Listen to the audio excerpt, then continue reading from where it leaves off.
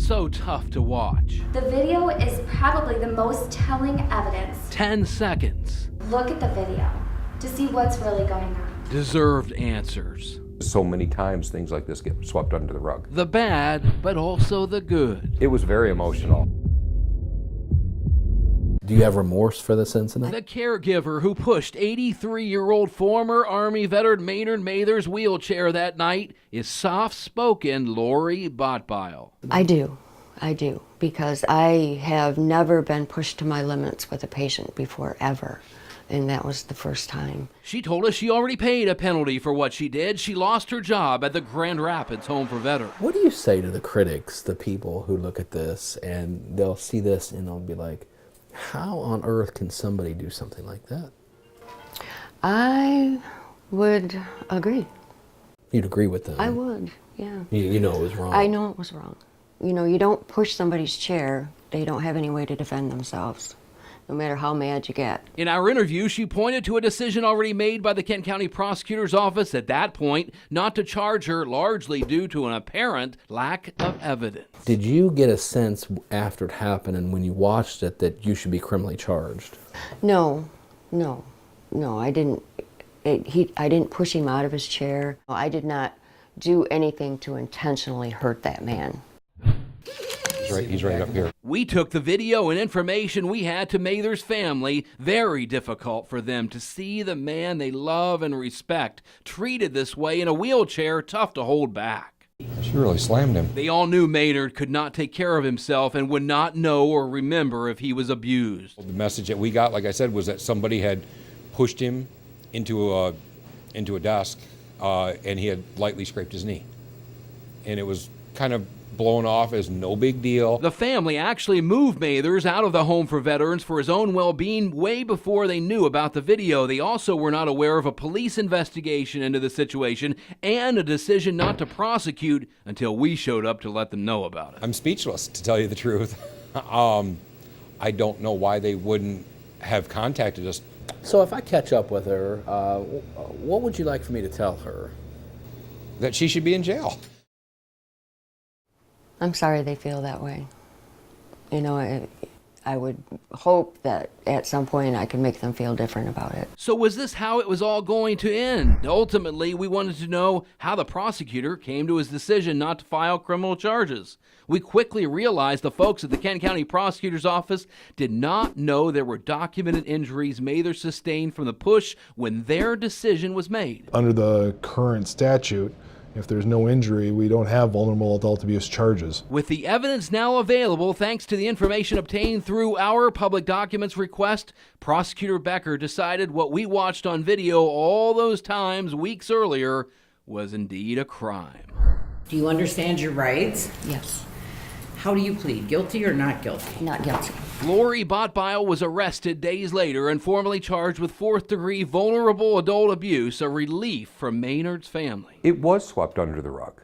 It was pushed away to be forgotten about until you dug it up. This happened inside a state facility, so we wanted our leaders to know what happened. We went all the way to the top, to Michigan Governor Rick Snyder, and showed him the video we obtained. You'd never want to see those kind of things happen. Is that criminal, do you think? I mean, well, again, that's this is not your my job. Yeah, that's. So again, the situation was addressed. I'm sure there are people investigating the criminal side. Our investigation nearly complete. With Maynard's family's permission, I spent a few moments with him. He seemed healthy at the time of our visit, but he was clearly suffering from severe dementia. How are you, Maynard? Hi, David Bailey. David. Yeah, nice to meet you, sir. He barely could communicate with me at his new nursing home, but we did share a laugh. I heard you were a flirter, that you like to flirt with all the nurses here. Is that true? Yeah. Oh, definitely, that's true. I told him I would help him as much as I could and left it at that.